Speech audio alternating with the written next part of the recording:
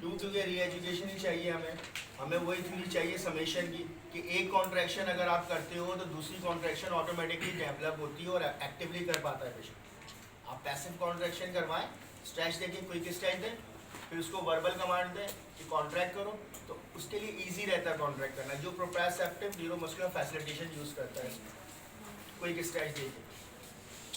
Combination of movements, वो कह रहा है कॉम्बिनेशन ऑफ मूवमेंट्स करवाएं, मूवमेंट वही करवा रहे हैं लेकिन कंबाइन करके करवाएं। वो बात कह रहा है भाई इस पोस्चर को अटेंड करें और रिपीटिशन की ज़रूरत नहीं है, पोस्चर के साथ करवाएं ताकि वो उसको और ज़्यादा एंड्योरेंस पे काम करना पड़े। मैं एक कैरेक्टरिस्टिक बता रहा हूँ, बहुत सारी चीज़ें इसमें डिफरेंस। फिर आ जाए एमआरपी। एमआरपी कह रहा है कंफर्टेबल पोजीशन में करवाएं, मोस्ट कंफर्टेबल पोजीशन में आप एक्सरसाइज करें, वो इसको मेहनत देने की ज़रूरत नहीं है। आपने स्पेसिफिक जगह की, स्पेसिफिक कंपोनेंट्स की, स्पेसिफिक टास्क की एक्सरसाइज करना है। उस पर मैं याद रखता हूँ, जैसे एमआरपी है motor relearning program, motor learning program पे सारे चल रहे हैं, वो उसका नाम दे दिया motor relearning program. Carr and Shepherd ने कहा है तो कार एंड शेपर्ड टेक्निक्स भी कहते हैं उसको, ठीक। अब मोटर रीलर्निंग प्रोग्राम है, उसको किसी भी कंफर्टेबल पोजीशन में आप जो है वो फंक्शंस को करें या उसके फंक्शन को जो टास्क है उसके कंपोनेंट्स को करें। फॉर एग्जांपल रीचिंग है अलग टास्क बताया गया, सिट टू स्टैंड के अलग जो है वो आपके कंपोनेंट्स बताए गए, उन कंपोनेंट्स को आइडेंटिफाई करें, ठीक है। उस कंपोनेंट का आइडेंटिफाई करने के बाद अलग अलग कंपोनेंट का भी करवा सकते हैं आप, और ओवरऑल जो है आप फंक्शंस की भी एक्सरसाइज करवा सकते हैं। और ये आपको आइडेंटिफाई करना होगा कि उस मसल की कैसे एक्सरसाइज करवा सकते हैं। आपको प्रोटोकॉल बताया, आइडेंटिफाई आपको करना है कैसे करवा सकते हैं। कुछ बुक्स में मिल जाएंगे एग्जाम्पल के तौर पर, कुछ आप खुद अपनी बनाते हैं मॉडिफाई करके। बात समझ में आ रही है? उसके लिए मैं जो है ना वो एक स्टूडेंट थी हमारी अमर, पहले स्टूडेंट थी, आपकी सीनियर रह चुकी है अमर, AMAT। तो मैं इसको कहता हूँ कि जो है वो अमर से जो है वो आप असिस्ट करें, MRP के लिए बता रहा हूँ मैं, अमर से आप असिस्ट करें मूवमेंट को, आपके जो फंक्शन है उसको असिस्ट करें, उसके कौन से फिर है अमर के बाद M, फिर आप मॉडिफाई करें उसको, कौन कौन से कंपोनेंट्स जो है उसको यूज़ कर सकते हैं, ठीक है। फिर एंटिसिपेट करवाएं, किस चीज़ में, स्केड्यूल में एंटिसिपेट करवाएं, AMA। फिर T, ट्रांसफ़र करते हैं उसको, ट्रांसफ़र करते हैं किस चीज़ों में, जो भी काम अपने करते हैं उनमें ट्रांसफ़र करते हैं, जो भी एक्टिविटी करते हैं सिर्फ स्पेसिफिक वही कंपोनेंट को बोलें कि भाई आप इसी तरीके से हाथ उठाना है, आपने इसी तरीके से चीज़ को यूज़ करना है, हर एक एक्शन में उसको यूज़ करवाएं। इसको कहता है वो MRP। मेन जो फंक्शन है, अगर आप पढ़ोगे 4 कंपोनेंट, 4 चीज़ें बोलते हैं कि आप जो है कंपोनेंट्स को असेस करें, उसके कंपोनेंट्स को रिएजिट करवाएं, फिर उसको एंटिसिपेट करवाएं उसके फंक्शंस, ये MRP कहता है, ठीक है। तो बेसिकली जो तीनों में डिफरेंस आ रहा है वो प्रोसीजर का डिफरेंस आ रहा है। प्रोसीजर कुछ डिफरेंसेस हैं जिसके ब्याह पे हम उसको नाम अलग अलग दे देते हैं। वो बाद में अलग अलग रूल्स बताया मैं, कुछ डिफरेंसेस बताया मैं, वो प्रोटोकॉल बता रहा है पोस्चर के साथ यूज़ करें, वो आपको बता रहा है भाई ऑटोमेटिक रिएक्शंस को भी आप यूज़ कर सकते हैं। ऑटोमेटिक रिएक्शंस की जैसे मैंने बात की है कि थोड़ा सा आगे होकर बैठो, अब ये बैठे हुए हैं, मैं आपसे बात कर रहा हूँ, ठीक है, ये इनसे बात करो, अब ये बात कर रहे हैं इनसे, तो मैं जो है ना किसी वक्त यूँ खींचूंगा नहीं, मेरी तरफ आ जाएंगे, ध्यान कहीं और है कि ऑटोमेटिक रिएक्शन है कि आप हाथ को खींचते हो तो बाकी की बॉडी उसी डायरेक्शन में जाती है। समझ रहे हैं आप मेरी बात को? अगर इसी ऑटोमेटिक रिएक्शन को वर्बल कमांड के साथ एक्टिवली यूज़ किया जाए तो हम री एजुकेट कर सकते हैं, ठीक है। अब PNF भी पैटर्न पे बात कर रहे हैं, वो ऑटोमेटिक भी होते हैं, कुछ जो है पैटर्न बने हुए, हम फंक्शंस बने हुए, कि PNF कह रहा है कि जो है वो जो भी फंक्शंस आप करते हो उन्हीं फंक्शंस को आप री एजुकेशन के लिए यूज़ कर लो,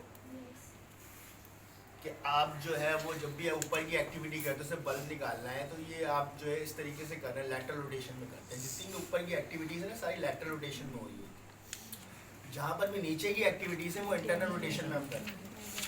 तो शोल्डर की फ्लेक्शन के साथ आप लैटरल रोटेशन को यूज़ करें। सर CIMT में भी तो यही होता है ना कि हम फंक्शनल अपने CIMT में वो जो है वो उसी लिम्ब को यूज़ करवा रहे हैं जिसको यूज़ करवाना है, बाकी लिम्ब को बांध दिया, मेन डिफरेंस ये हाँ उसको फिक्स कर दिया। आप जो है वो सारा उस पर दे रहे हैं, लेकिन करवा वही रहे, प्रोसीजर का डिफरेंस है।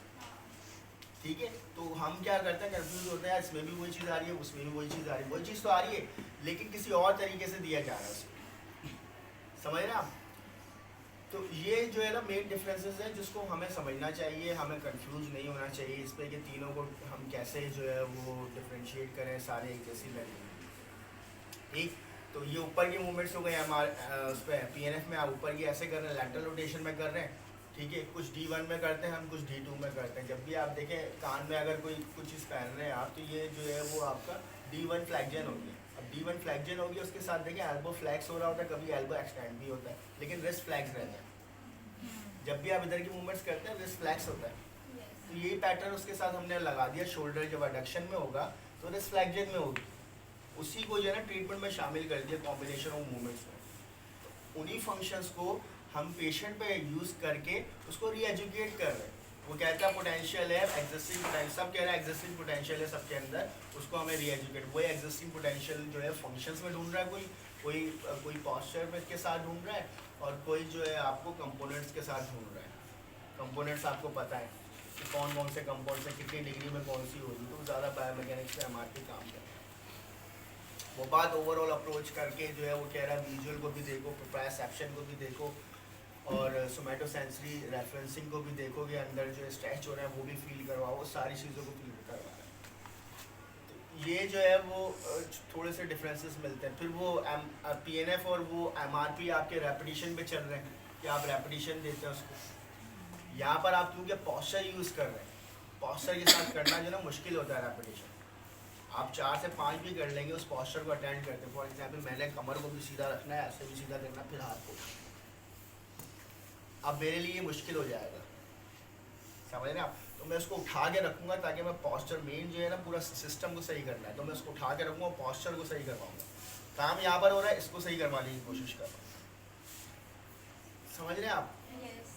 ये चीज़ जो है ना वो बात यूज़ कर रहा है कि बेसल सपोर्ट को क्लियर करे, स्ट्रेच जो आ रहा है बॉडी में फील करे, सेंसरी इनपुट बहुत ज़्यादा जाना चाहिए, इन्वायरमेंट का रोल हो, अगर टच की ज़रूरत है तो वहाँ पर टच दिया जाए, टच की ज़रूरत नहीं है तो टच नहीं दिया जाए। उसने अपने की पॉइंट्स बताए हैं अलग से, जैसे वो बात के मैंने शायद आपको पहले बताए हैं कि ये प्रॉक्सिमल की पॉइंट है जब आप रिस्ट को यूज़ करते हैं, सॉरी ये जो जब आप रिस्ट को यूज़ करते हैं डिस्टल की पॉइंट, ये भी डिस्टल की पॉइंट है, ये प्रॉक्सिमल की पॉइंट्स है शोल्डर के, ठीक है, ये सेंट्रल की पॉइंट है, ये प्रॉक्सिमल की पॉइंट है, ये प्रॉक्सिमल की पॉइंट है, हिप को यूज़ कर रहे हैं आप, नी को यूज़ कर रहे हैं, डिस्टल की पॉइंट है, फुट को आप यूज़ कर रहे हैं, डिस्टल की, बॉडी से दूर है तो डिस्टल की पॉइंट, ठीक है। इन एरिया से टच का रिस्पॉन्स लिया जा सकता है। जब भी मैं टच करूँगा तो हल्का सा बस पुश करना है और ये एक्सटेंड करने लगेगा। आप कहीं और से करेंगे ना तो इतना ज़्यादा इफेक्टिव नहीं रहेगा। आपने अगर सेंट्रल की पॉइंट किया है और उसको हल्का सा जस्ट पुश किया, पीछे की तरफ खुद से वो करने की कोशिश कर, उनको डायरेक्शन मिल गई। इसी तरीके से अगर मैं हाथ को उठाता हूँ, हाथ को उठाऊँगा तो ये एक्सटेंशन मिल रही है थोरेसिक स्पाइन को, पॉस्चर को सही कर रहा हूँ, एक के साथ पूरा सिस्टम चल रहा है।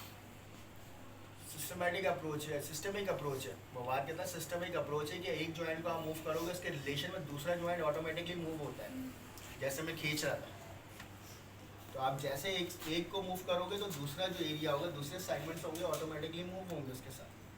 दोनों लिंक को कर दूंगा तो एक्सटेंशन में जाएगा थोरेसिक स्पाइन। और डिस्टल की पॉइंट यूज़ किया हुआ है, जितनी कम असेसमेंट देनी है उतनी जितनी कम असिस्टेंस देनी है उतना ही दूर से आप पकड़ेंगे, जितनी ज़्यादा असिस्टेंस देनी है उतना ही करीब से आप पकड़ेंगे, ठीक है। मैं यहाँ से करूँगा एक्सटेंशन, ज़्यादा असिस्टेंस देनी है, थोड़ी सी कम कर दी, यहाँ से कर दिया, लैटरल रोटेशन करूँगा, शोल्डर का एक्सटेंड हो जाएगा, एल्बो से पकड़ा कम, यहाँ से और कम करना, वर्बल कमांड में खुद से हाथ उठाइए। अगर ये आपने पेशेंट पर देख के डिसाइड करना होता है कि मुझे क्या कब करना है, ये आप खुद डिसाइड करेंगे कि पेशेंट पे ये मुझे करना है कि नहीं करना। तो वो निकालते हैं हम, पहला वो उसको निकालिए सॉफ्ट कॉपी मोबाइल में, जिसके फ्री है मोबाइल, हैंड्स ऑन प्रैक्टिस सही है, सुपाइन में करते हैं, इनको लिटाते हैं, बेस और सपोर्ट है पहले, Yes.